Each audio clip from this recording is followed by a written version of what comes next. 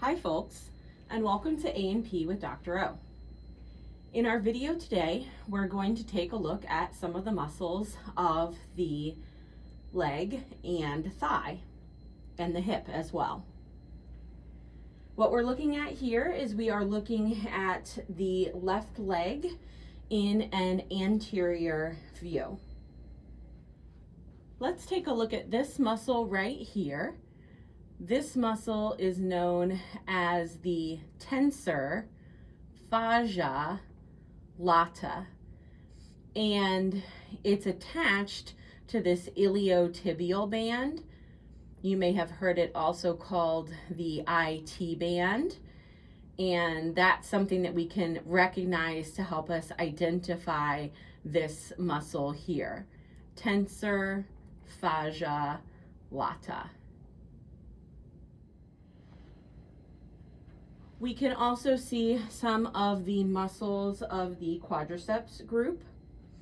We've got the rectus femoris. Rectus means straight, so this means the fascicles have a straight arrangement. Femoris, because it's in the femoral region, rectus femoris.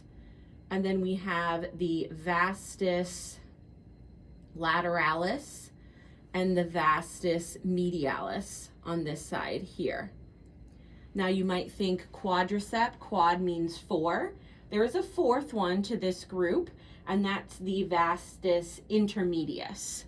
We're just going to be focusing on the rectus femoris, the vastus lateralis, and the vastus medialis, but there is a fourth member of that group, the intermedius. And the quadriceps group extends the lower leg. The rectus femoris also flexes the thigh. We can also see the sartorius. So you can think about this like a sash that a beauty queen might wear. So we have a sash going across the leg. That's the sartorius. Here we have the iliopsoas. It's going to be a combination of the iliacus and the psoas. It allows us to flex the thigh at the hip. If I take off the sartorius, we can see it a little bit better.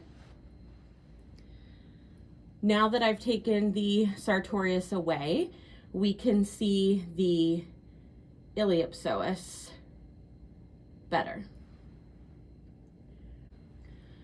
We can also see the adductor longus. And that's going to be this muscle here.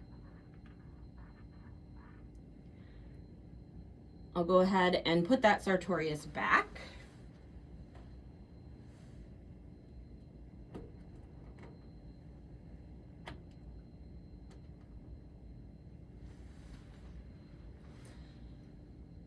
Here's our sartorius, iliopsoas, and then our adductor longus here. If we go to the leg, we can see the tibialis anterior. It gets its name because it's on the anterior side of the leg and it runs along the tibia, which we can see right here. So this would be our tibialis anterior.